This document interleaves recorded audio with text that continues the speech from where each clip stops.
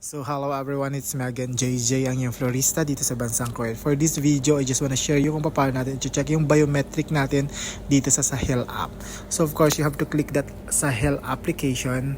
So yes, it's an Arabic application here in Kuwait. And then, kapag nakalagin ka na dyan, using your civil ID number, i-scroll down natin yan guys. So yes, scroll down lang natin yan. Hanapin natin yung star. Parang star yan. Yan yung gray na yan. Yan yung hanapin natin. So it's Arabic so hindi natin alam kung anong tawag dyan. So yan yung star na parang gray na may blue. Yan, yung na red. Yes, tapos yung pinakauna i-click din natin yon. Pagkatapos natin i-click yung pinakauna, magbilang ka ng 1, 2, 3, 4, 5. Yung panglima, i-click mo din yung panglima.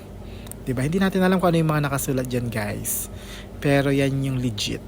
And then, make sure yung civil ID nyo yung nakalagay dyan. Tapos, i-click nyo yung blue. And then, kapag lumabas yung green check, ibig sabihin, okay na yung biometric mo. So, that's for today's video. Sana nakatulong itong video na ito sa inyo guys. Maraming salamat po. Once again, it's me, JJ, ang inyong florista dito sa bansang Kuwait. God bless everyone. Hanggang sa muli.